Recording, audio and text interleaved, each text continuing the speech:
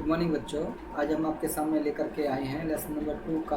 देखिए the shehnai of बिस्मिल्लाह खां का part second. और आशा करते हैं कि आप लोगों से कि आपको ये बड़े अच्छे से समझ में आएगा। तो देखिए उसमें उस समय वो क्या कर रहे हैं कि आपको बताते हैं कि मैंने आप लोगों को पहले बताया था कि जो हमारे सेनाई वादक हैं वास्तव में बड़े अच्छे सेनाई वादक थे। तो उस समय औरंगजेब का जो शासन हो रहा था, जो औरंगजेब थे, औरंगजेब ने क्या करा था, एक जो पुंगी थी उसको उन्होंने मतलब बैन करवा दिया था कि उसे कोई नहीं बजाएगा।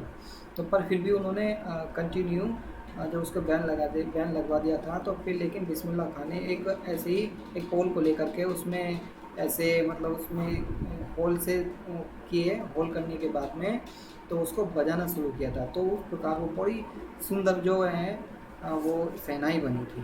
तो वो पुंगी की तरह ही होती है, मैंने आपको पिछले उसमें दिखा भी दिया था। चलिए देखिए नेक्स्ट आगे हम पढ़ते हैं कि आगे वो उसमें क्या कहना चाहते हैं, और ध्यान से सुनेंगे उसमें क्या कह रहे हैं।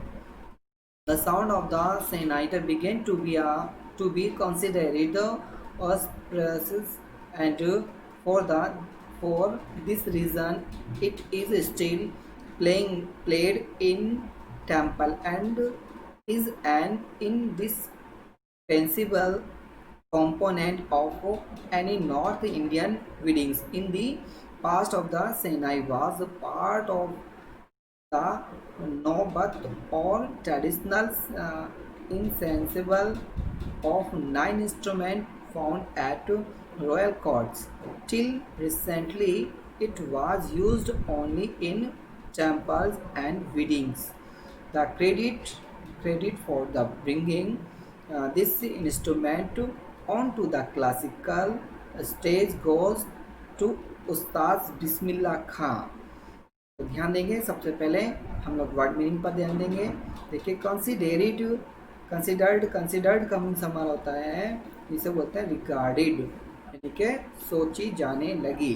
तो उस समय क्या था, ये सारी चीज़ें सोची जाने लगी थी। तो उस समय क्या उसने एस ऑस्पियस ऑस्पियस ऑस्पियस का मीन्स होता है फेवरेबल, जिसे कहता है promising to bring good fortune, यानी कि शुभ माना जाता था उसे। जैसे हम बोलते हैं एज प्रोसेस मीन्स होता है हमारा शुभ। जब कोई चीज़ को बजाया जाता है, मतलब किसी शुभ घड़ी में भी बजाया जाता है और दुख की घड़ी में भी बजाया जाता है। जैसे आप लोगों ने देखा होगा, जैसे मूवी वगैरह चलती है तो उसमें जो एक धुन जो चलती है, तो इस तरह से वो जब कोई मर जाता है तब भी उससे ऐसी धुन को बजाया जाता है जिससे व्यक्ति उसको सुन करके थोड़ा दुखी होता है, तो दुख में भी बजाई जाती है और सुख में भी बजाई जाती है। यानी कि जब किसी चीज़ का शुभारंभ किया जाता है तो तब भी वो शहनाई बजाई जाती है। इस प्रकार वो यहाँ पर वर्णन किया गया है शुभारंभ का, मतलब जब भी कोई चीज़ का शुभारंभ किया जाता है तब उसको बजाया जाता था। तो अधिकतर इसको शुभ के लिए भी बजाया जाता है। देखिए उसने कहा इन दिस पेंसेबल, इसका मीन्स होता है without which a piece of work can not be done. इसे बोलते हैं हम लोग एप्रीहाई। और जो इस प्रकार को कहना चाह रहा कि without which piece of work can not be done, यानी कि जो भी कार्य है वो किया ना जाए, इसे बोलते हैं ये जो हमारा इंडिसिपेंसेबल। तो उसने ये भी कहा आगे, तो कम आगे है कंपोनेंट का मीनिंग होता है हमारा a part of a large whole, यानी कि इसे बोलते हैं हम अंग। जो हमारे एक पार्ट होता है, एक हिस्सा होता है, फिर लार्ज का मतलब बड़ा आता, होल मीन्स होता है संपूर्ण।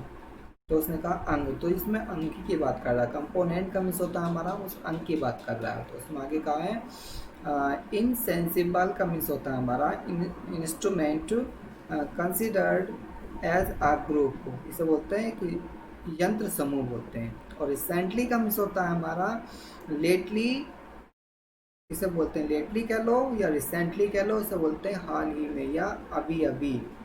दोनों मीनिंग है इसमें हमारा, अभी अभी भी कह देते हैं इसे और अभी हाल ही में भी इसे हम के वर्ड को यूज़ कर लेते हैं। तो इसने कहा देखिए क्रेडिट का मीन्स होता है रिकॉग्निशन का मतलब श्रेय, मान्यता, या तो श्रेय कह लो, कहते नहीं कि इसका सारा श्रेय इसको जाता है, तो रिकॉग्निशन बोलते हैं इसे हम लोग, या मान्यता भी बोल देते हैं कि इसे मान्यता मिला है। तो देखिए इसमें क्या कहा है कि ध्यान से सुनेंगे अब इसको।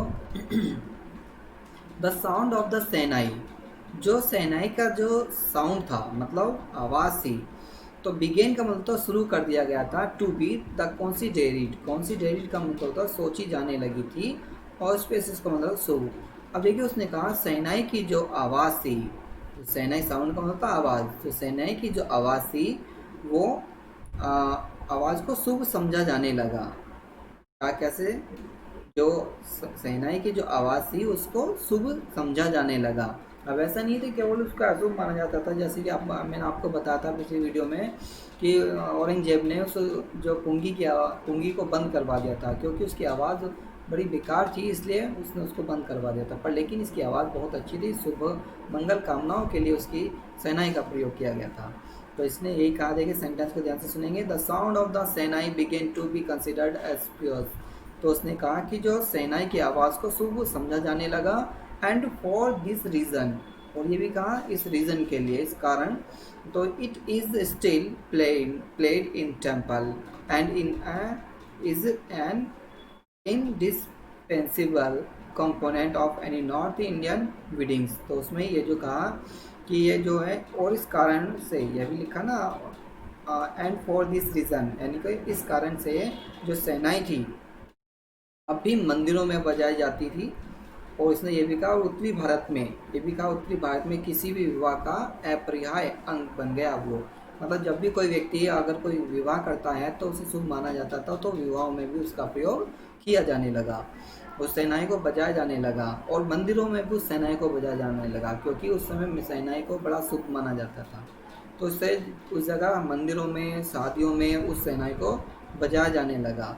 तो आगे क्या होता है, इन दी पास्ट, और पास्ट में the shehnai was part of the naubat or traditional ensemble of 9 instrument found at the royal court. देखिए उसमें फिर क्या कहा कि जो प्राचीन काल में शहनाई की जो नौबत का एक भाग थी, क्या थी, प्राचीन काल में शहनाई का एक नौबत का एक भाग थी, अर्थात राज दरबार में पाए जाने वाले 9 वाद्य यंत्र के परंपरागत समूह का एक भाग थी। देखो उसमें कितने 9 भाग पाए जाते थे उस वाद्य यंत्र के, वो एक समूह था उसका भी।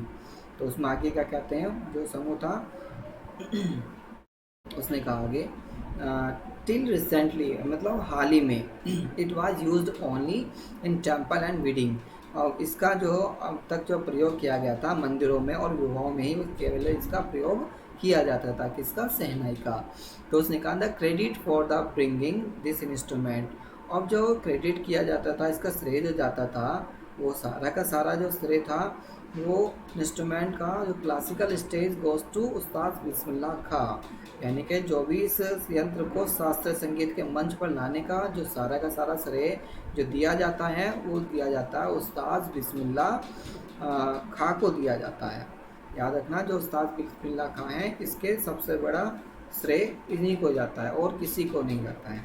तो देखिए आगे उसमें क्या होता है, उसने कहा as a 5 years old, the Bismillah Khan played the Gilli Danda near a pond in the ancient state of Dumraon in Bihar. He would regularly go to the nearby Bihariji temple to sing the Bhojpuri Cheta, at the end of which he would earn a big laddu winnings 1.25 kg, a prize given by the local Maharaja. So this happened 80 years ago, and the little boy has traveled far to earn the highest civilian award in India, the Bharat Ratna. देखिए उसने कहा कि as a 5 years old, कि जब बिस्मिल्लाह खां जो है 5 साल के थे, तो उस समय की बात बता रहे हैं कि जिस समय बिस्मिल्लाह का 5 साल के थे, तो वो क्या करते थे, वो गिल्ली डंडा खेलते थे। नियर अ पॉन्ड, एक पास में एक तालाब था, और इन द एंशिएंट स्टेट, और एक प्राचीन जो एक स्टेट था, एक रियासत थी, स्टेट का मीनिंग हमारा रियासत से है, ऑफ द डुमरोन, तो डुमरोन वहाँ पर एक, ये कहाँ है, बिहार, डुमराव एक बिहार में। तो उसने कहा बिहार में डुमराव की प्राचीन रियासत में एक तालाब के पास गिल्ली डंडा खेला करते थे।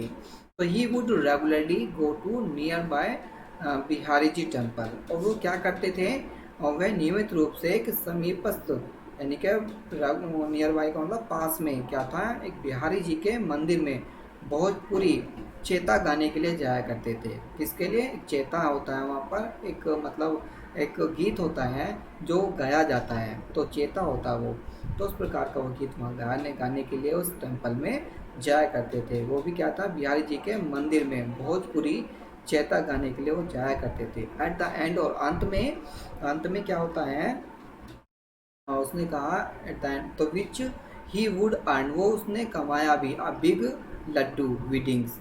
तो वेटिंग का मतलब तो उसकी वो वेट को बता रहा, वजन को बता रहा। तो उसने कहा उन्होंने वहाँ से सब चीज़ सीखा या पाया उन्होंने, क्या, एक बिग लड्डू उन्होंने एक इस जो वहाँ पर गिवन बाय द एक लोकल महाराजा, मतलब लोकल महाराजाओं के द्वारा जो उसको 1.25 किलो के लड्डू और उसको इनाम के रूप में दिए गए थे। तो किसके रूप में दिए गए थे? इनाम के रूप में उसको वो दिए गए थे। तो उसने कहा वो जो लड्डू थे कितने, 125 kg, वो प्राइस का मतलब था उसको इनाम में देना, गिवन बाय द लोकल महाराजा, वहाँ के लोकल महाराजा होते थे जो उनको रूप में उसको दी गई थी। मतलब उसने कहा, एक ध्यान से देखेंगे, एट द एंड, और अंत में, तो विच ही वुड अर्न, उन्होंने कमाया तो बिग लड्डुओं को, वेट हमारा 125 kg था, प्राइज इनाम के रूप में गिवन बाय द लोकल महाराजा के द्वारा उन्हें इनाम दिया गया था 125 kg लड्डुओं का। आगे क्या कहते हैं, दिस हैपन, क्या होता है, 80 ईयर्स एगो, यानी कि 80 साल पहले, वो 80 साल पहले की बात वो बता रहा कि 80 साल पहले की बात है। एंड द लिटिल बॉय, कि जब वो छोटा सा था, उसकी बात कर रहा है, उस छोटे लड़के ने क्या किया था, द बॉय हैज़ ट्रैवल्ड, उसने यात्रा की थी, फॉर टू अर्न, यानी कि for to earn the highest civil award in India और द भारत रत्न। उसने छोटे से उम्र में ही, यानी कि उसने कहा भारत, उसने छोटे से लड़के ने ही भारत के सर्वोच्च नागरिक पुरस्कार भारत रत्न को प्राप्त करने की लंबी यात्रा की थी। उसने क्या किया था, बहुत लंबी यात्रा की थी। वो भी कैसे कहा, जब वो 80 ईयर्स हो गए उसको, और जब उसका छोटा सा लड़का था, तो उसने यात्रा की फॉर द अर्न, उसने कमाया द हाईएस्ट सिविलियन अवार्ड, जो कि एक कैसा था, एक नागरिक पुरस्कार होता है, एक सिविलियन अवार्ड जो होता है इन इंडिया, भारत में, जिसे हम लोग बोलते हैं भारत रत्न। तो उसने कहा उस लड़के ने भारत के सर्वोच्च नागरिक पुरस्कार भारत रत्न प्राप्त करने की यात्रा की, एक बड़ी लंबी यात्रा की थी उसने। वास्तव में ऐसी यात्रा करना बहुत कठिन होता है कि इतनी उम्र में आकर के उसने इतनी सी चीज़ को प्राप्त करना। चलिए मिलते हैं नेक्स्ट वीडियो के साथ, इसी के साथ आपसे अलविदा चाहते हैं। Next, thank you watching this.